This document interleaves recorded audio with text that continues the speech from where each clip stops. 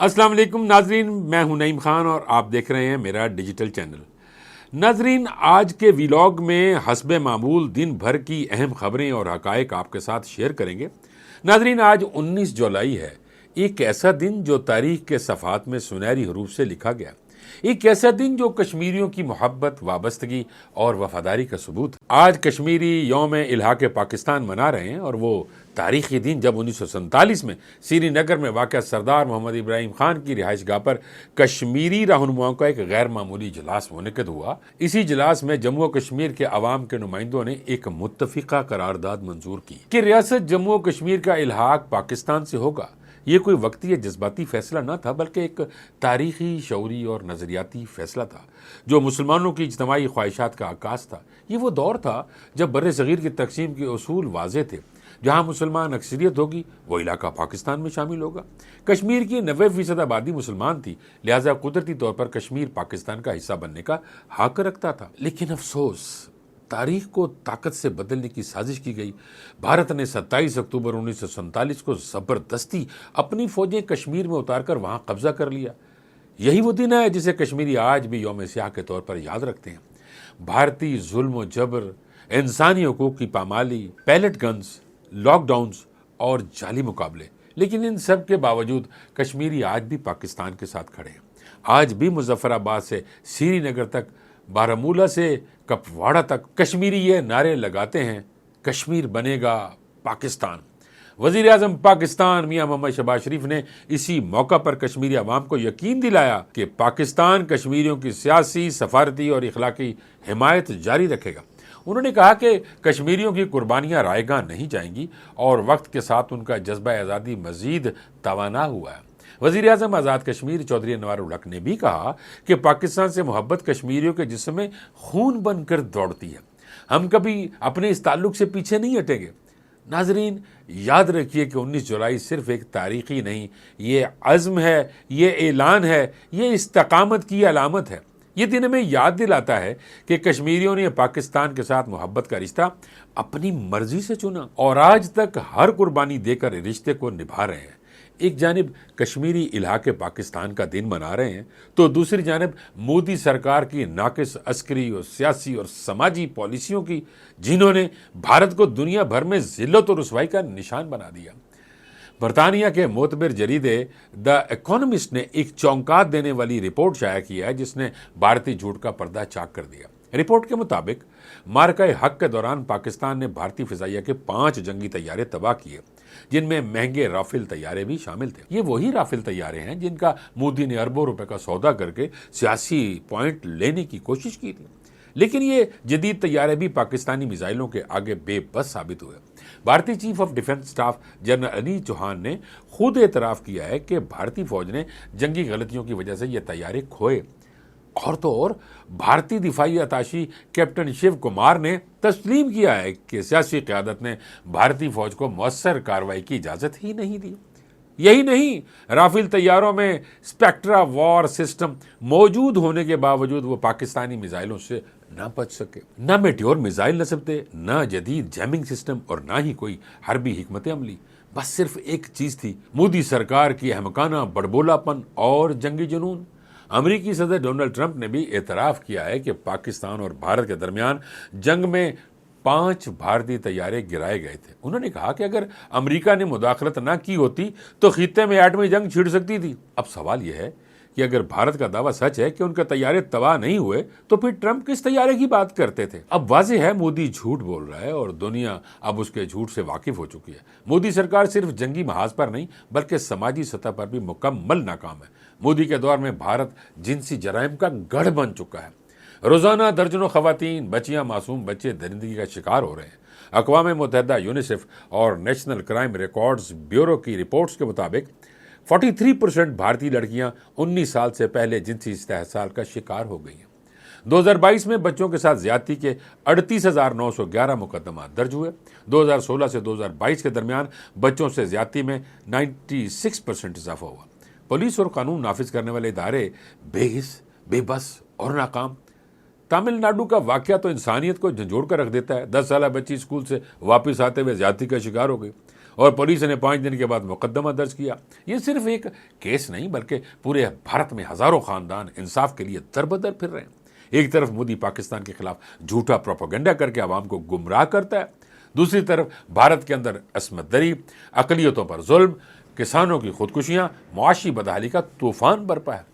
یہ ہے وہ بھارت جسے مہان بھارت کہنے کی کوشش کی جا رہی ہے، جس کا وزیر اعظم صرف نفرت، فرقہ واریت اور جھوٹ کے سہارے کرسی پر براجمان ہے۔ اب کچھ بات کرتے ہیں پاکستان تحریک انصاف یعنی پی ٹی آئی کے اندر جاری سنگین دھڑے بندی پر، جو صرف پارٹی سیاست تک محدود نہیں رہی بلکہ اب پارلیمانی حکمت عملی اور عدالتی محاذ پر بھی سنگین بحران کی صورت اختیار کر چکی ہے۔ سینٹ انتخابات کے سلسلے میں پی ٹی آئی کے سیاسی کمیٹی کا حالیہ اجلاس سنگین اختلافات کا آئینہ دار رہا۔ بانی چیئرمین عمران خان کی جانب سے جاری کردہ امیدواروں کی فہرست کو لے کر پارٹی میں شدید تقسیم دیکھنے کو ملی۔ عرفان سلیم جیسے متحرک کارکنان کو نظر انداز کیے جانے پر سوالات اٹھے، جبکہ مشال یوسف زئی پر اعتراضات کے باوجود ان کی نامزدگی کو برقرار رکھا گیا۔ یہ بظاہر پارٹی فیصلے کی بجائے ایک شخصی وفاداری کا مظہر لگتا ہے۔ یہی وجہ ہے کہ متعدد ناراض امیدواروں نے کاغذات نامزدگی واپس لینے سے انکار کر دیا، اور آج ان ناراض اراکین کا الگ اجلاس اس بات کی علامت ہے کہ پارٹی میں اندرونی بغاوت اب تنظیمی سزاؤں سے نہیں دبائی جا سکتی۔ اگر یہ امیدوار میدان میں ڈٹے رہتے ہیں تو اپوزیشن سے کیا گیا معاہدہ بھی خطرے میں پڑ سکتا ہے۔ یوں ایک ہی جماعت سینٹ میں خود اپنے خلاف الیکشن لڑتی نظر آتی ہے۔ سیاسی کمیٹی کی جانب سے ناراض اراکین کو نوٹس جاری کرنے کا فیصلہ اور کاغذات واپس لینے کی ہدایت گویا پارٹی کے اندر اختلاف رائے کو دبانے کی کوشش ہے۔ سوال یہ ہے کہ اگر فیصلے صرف ایک فرد کرے گا، چاہے وہ بانی چیئرمین ہی کیوں نہ ہو، تو پھر سیاسی کمیٹی کا کردار محض مہر لگانے تک محدود ہو جائے گا۔ دوسری جانب عمران خان نے ایک اور محاذ کھول لیا ہے۔ یہ محاذ ہے عدلیہ کا۔ سپریم کورٹ میں دائر انٹرا کورٹ اپیل کے ذریعے عمران خان نے 3 ججز کی اسلام آباد ہائی کورٹ میں مستقل تقرری کو چیلنج کرتے ہوئے دعویٰ کیا ہے کہ یہ عدلیہ کی آزادی پر حملہ ہے۔ عمران خان کی اپیل کا نقطہ یہ ہے کہ صدر کے پاس عدالتی تبادلے کے مستقل فیصلے کا اختیار نہیں، اور یہ فیصلہ صرف انتظامیہ کے مشورے سے ہونا چاہیے۔ یہ 8ویں اپیل ہے جس میں عدالتی خود مختاری، سینیورٹی اور آئین کے آرٹیکل 200 اور 175 کے درمیان تضادات کو بنیاد بنایا گیا۔ اس پورے معاملے میں ایک واضح پیغام ہے۔ عمران خان نہ صرف سیاسی میدان بلکہ عدالتی فورمز پر بھی بیانیے کی جنگ لڑنے پر مضر ہیں۔ نتیجہ پارٹی کے 3 محاذ، 3 بحران۔ پہلا بحران ہے تنظیمی بحران، قیادت اور کارکنان کے درمیان اعتماد کا فقدان۔ دوسرا ہے پارلیمانی بحران، سینٹ الیکشن میں ممکنہ پارٹی بغاوت اور اپوزیشن معاہدے کی ناکامی۔ اور تیسرا ہے عدالتی بحران، اعلیٰ عدلیہ میں اعتماد کی کمی اور آئینی تشریحات پر تنازع۔ پی ٹی آئی اس وقت ایک نازک موڑ پر کھڑی ہے۔ پارٹی کے اندر دھڑے بندی صرف اقتدار یا امیدواروں کے نام پر نہیں بلکہ بیانیے، حکمت عملی اور اختیار کے مرکز پر اختلاف کا مظہر بن چکی ہے۔ اگر یہ مسائل حل نہ کیے گئے تو آنے والے دنوں میں یہ اختلاف پارٹی کے وجود کے لیے خطرہ بن سکتے ہیں، اور شاید وہی نیا پاکستان جن کی بنیاد پر یہ جماعت ابھری تھی خود اپنی تقسیم کا شکار ہو جائے گی۔ ناظرین، ایک اور اہم ایشو کا ذکر کرتے چلیں۔ ملک بھر میں ایف بی آر کو دیے گئے اضافی اختیارات کے خلاف تاجر برادری کی ہڑتال ایک اہم معاشی اور سیاسی پیغام بن کر سامنے آئی ہے، جس میں اسلام آباد کے سوا بیشتر شہروں میں کاروبار زندگی جزوی یا مکمل طور پر معطل رہا۔ یہ احتجاج صرف ایک معاشی رد عمل نہیں بلکہ حکومت کی پالیسیوں پر عدم اعتماد کا اظہار بھی ہے، جس میں تاجر برادری کے مختلف دھڑے اگرچہ متحد نہیں لیکن اکثریتی طبقہ حکومتی رویے اور ٹیکس پالیسیوں پر شدید برہم دکھائی دیتا ہے۔ لاہور، کراچی، حیدرآباد، پشاور، کوئٹہ اور دیگر شہروں میں مارکیٹوں کی بندش نے یہ ثابت کر دیا ہے کہ بغیر مشاورت اور اعتماد سازی کے فیصلے تاجروں کے لیے ناقابل قبول ہیں۔ ایف بی آر کو بے جا اختیارات دینا تاجروں کے لیے عدم تحفظ اور ہراسگی کا باعث بن رہا ہے، جس سے نہ صرف کاروباری سرگرمیاں متاثر ہو رہی ہیں بلکہ معیشت پر بھی منفی اثرات مرتب ہو سکتے ہیں۔ حکومت کے لیے یہ لمحہ فکریہ ہے کہ وہ ایک جانب معاشی بہتری کی دعوے دار ہے اور دوسری طرف معاشی اسٹیک ہولڈرز کو اعتماد میں لینے سے قاصر ہے۔ اگر یہ ڈیڈ لاک برقرار رہا تو آئندہ دنوں میں احتجاج کا دائرہ وسیع ہو سکتا ہے، جس کے نتیجے میں معیشت مزید دباؤ کا شکار ہو سکتی ہے۔ ناظرین، اب ذرا دریاؤں کی صورتحال، کیونکہ مونسون کا دور ہے اور پانی اپنی آب و تاب کے ساتھ آ رہا ہے۔ ناظرین، آج کی دریاؤں کی صورتحال کیا ہے اور فلڈ کی کیا صورتحال ہے، یہ میں گوش گزار کرنا چاہتا ہوں۔ ناظرین، دریائے سندھ میں کالا باغ پر 3,20,542 کیوسک پانی تھا اپ سٹریم، اور ڈاؤن سٹریم جو سا تھا وہ 3,12,992 کیوسک تھا، جو کہ لو فلڈ ہے۔ नाज़रीन, ये पानी का एक कॉन्टीन्यूटी होती है, उसमें अगर मुसलसल एक कॉन्टीन्यूटी के साथ पानी चलना शुरू हो जाए तो फिर वो राइजिंग सूरत हाल में होता है, लेकिन इस वक्त कंट्रोल के अंदर मौजूद है। नाज़रीन, चश्मा पर 4,34,584 क्यूसेक है और डाउन स्ट्रीम 4,12,327 क्यूसेक जो कि मीडियम फ्लड है।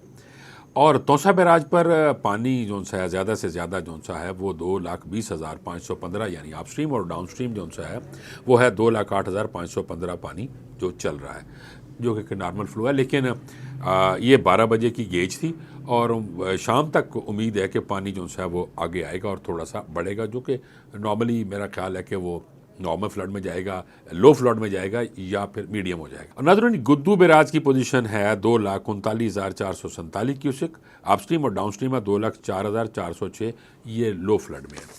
अच्छा नाज़रीन, अब मैं बात करता हूँ ये आज, पहले तो मैं ये दरियाओं की सूरत हाल आपको बता दूँ, उसके बाद मैं हिल टॉरेंट्स की तरफ आता हूँ।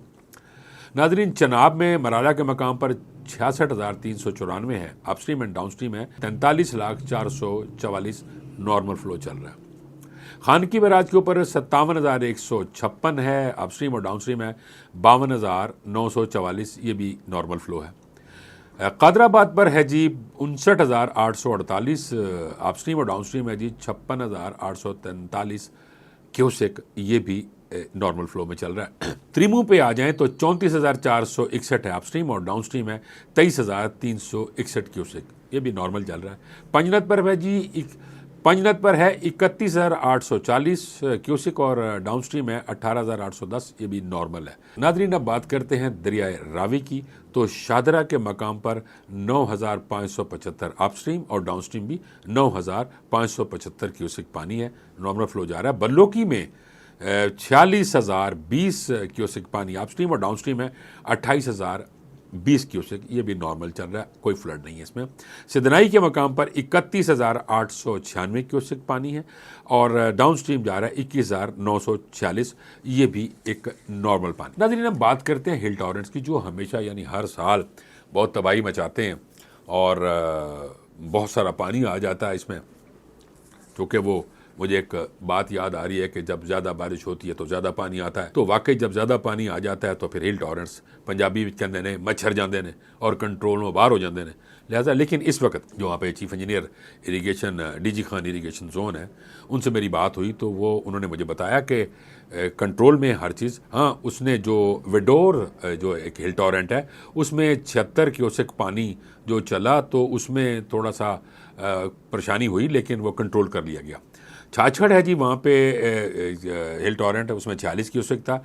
अच्छा, चैनल इसमें बनाई गई है, यानी पानी जैसे आता है तो उसके चैनलाइज कर दिया जाता है और पानी आगे फिर खेतों को जाता है या फिर उसको स्टोर कर लेते हैं लोग। वो चैनल अंडर कैपेसिटी मौजूद है, उनको बनाया नहीं गया, यानी बार बार गवर्नमेंट को कहने के बावजूद पीएनडी के सर पे जू नहीं लीग सकते। बिठावन हिल टॉरेंट भी सही चल रहा है और कहा भी सही चल रहा है और मामूल के मुताबिक चल रहे हैं।